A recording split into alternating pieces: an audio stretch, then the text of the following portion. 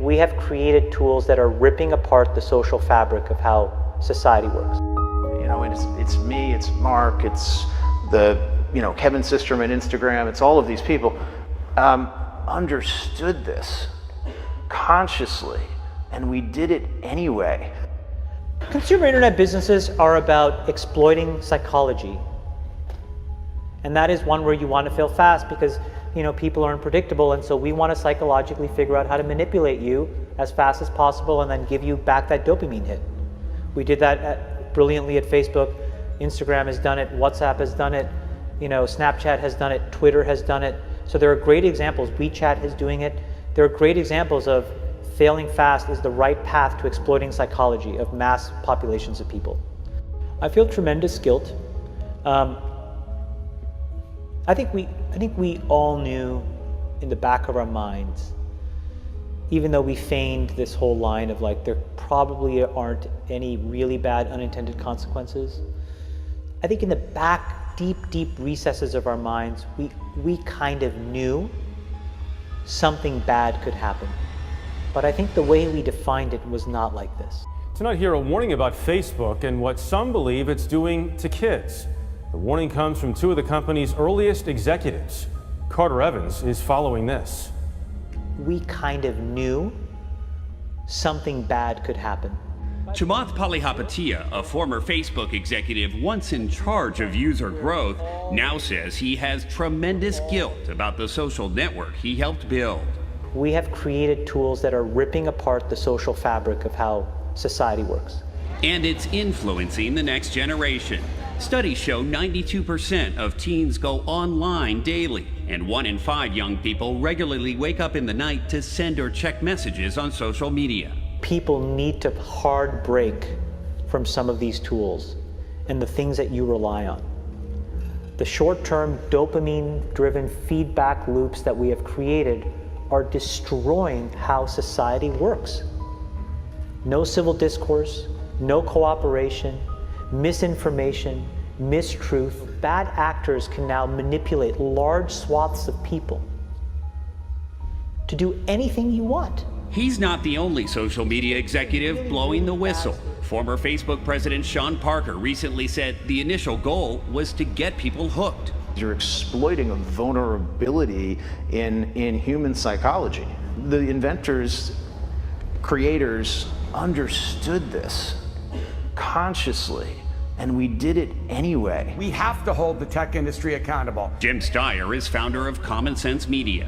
They, in many cases, have ignored the consequences, some of the downsides of some of the innovations they brought to our society. You don't realize it, but you are being programmed.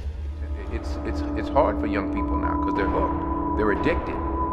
If you don't think you're addicted, and I'm talking about anyone, from the highest to the lowest, if you don't think you're addicted, then see if you can turn it off for a week. It got quiet in here, didn't it? Didn't it get real quiet? It's a tool, so we should use it. God has blessed us with free will. Now it's free will magnified, free will on steroids. You're free to go in any direction you want. And we all want to be liked. But now we want to be liked by 16 million. And will now some of us do anything to be liked. We used to do anything to be liked, but it was by the person in front of you. Now it's to be liked by 16 million people that you don't know.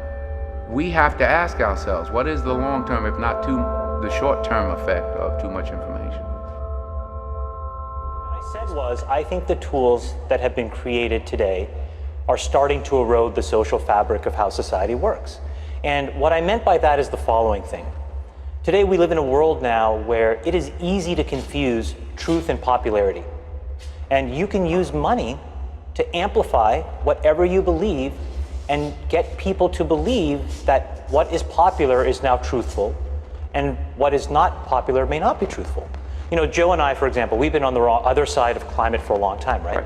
And the reality is now I can take money and I can use that through all of these social media systems that exist to hundreds of millions of people, and I can convince all of Joe's friends and everybody like him of my opinion in very subtle and small ways. And he can do the same to me. We can do that about vaccines. We can do that about gay rights. We can do that about bathroom laws. We can do that about Roy Moore. And so I think the question we have to ask ourselves is, how do we live in a world where this is now possible? And so it was about that, but just so I understand, was it because I read and watched parts of what you were talking about. Part of it seemed to me about the ability to pay to manipulate people's thoughts. The other seemed to me to be this sort of ADD society with which this sort of liking and everything else has created this sort of feedback loop that you compared to drugs. We know for a fact that what all of these systems do, every single one, is it exploits our own natural tendencies in human beings to get and want feedback. And that feedback, chemically speaking, is the release of dopamine in your brain. When Facebook was getting going, I had these people who would come up to me and they would say, you know, I'm not on social media. And I would say, okay, you know, you will be. And then they would say, no, I value my real life interactions. I value the moment. I value presence, and I value intimacy. And I would say, well, you're a conscientious objector. That's okay. You don't have to participate, but you know, we'll get you eventually. and like, I don't know if I really understood the consequences of what I was saying. Because the unintended consequences of a network when it grows to 1 billion or 2 billion people, and it literally changes your relationship with society, with each other, with you know, it probably interferes with productivity in weird ways. God only knows what it's doing to our children's brains. You know, if the thought process that went into building these applications, Facebook being the first of them to really understand it, that thought process was all about how do we consume as much of your time and conscious attention as possible. And that means that we need to sort of give you a little dopamine hit every once in a while because someone liked or commented on a photo or a post or whatever. And that's going to get you to contribute more content, and that's going to get you, you know, more likes and comments. I mean, it's a social validation feedback loop that it's like it's exactly the kind of thing that a hacker like myself would come up with, because you're exploiting a vulnerability in human psychology. It literally is a point now where I think we have created tools that are ripping apart the social fabric of how society works. That is truly where we are. And I would encourage all of you, as the future leaders of the world, to really internalize how important this is. If you feed the beast, that beast will destroy you. And I don't have a good solution. You know, my solution is I just don't use these tools anymore. I haven't for years. It's created huge tension with my friends, huge tensions in my social circles. If you look at, like, you know, my Facebook feed, I've posted maybe 2 times in 7 years. 3 times, 5 times. It's less than 10. And it's weird. I guess I kind of just innately didn't want to get programmed. And so I just tuned it out. But I didn't confront it. And now to see what's happening, it really bums me out. Like, think about, like, there were these examples where there was a hoax in WhatsApp where in some, like, village in India, people were, like, afraid that their kids were going to get kidnapped, etc. And then there were these lynchings that happened as a result, where people were, like, vigilante running around. They think they found the person, and I mean, seriously? Like, that's what we're dealing with. You know, imagine, like, when you take that to the extreme, where, you know, bad actors can now manipulate large swaths of people to do anything you want. It's a really, really bad state of affairs. And we compound the problem, right? We curate our lives around this perceived sense of perfection because we get rewarded in these short-term signals, hearts, likes, thumbs up, and we conflate that with value, and we conflate it with truth.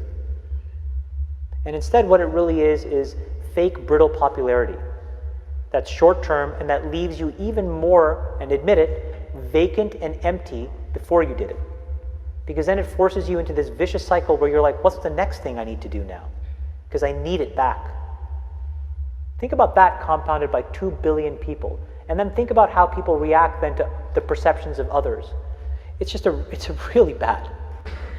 So you're training your brain here, whether you think it or not, whether you know it or not, whether you acknowledge it or not. Acknowledge that these things where you're spending hours a day are rewiring your psychology and physiology in a way that now you have to use to go and figure out how to be productive in the commercial world. So if you don't change this, you are going to get the same behaviors over here. Change this. There's a reason why Steve Jobs was like anti-social media. And I think that if you get too desensitized and you need it over and over and over again, then you become actually detached from the world in which you live. You become callous, you become crude. And you live in front of your screen.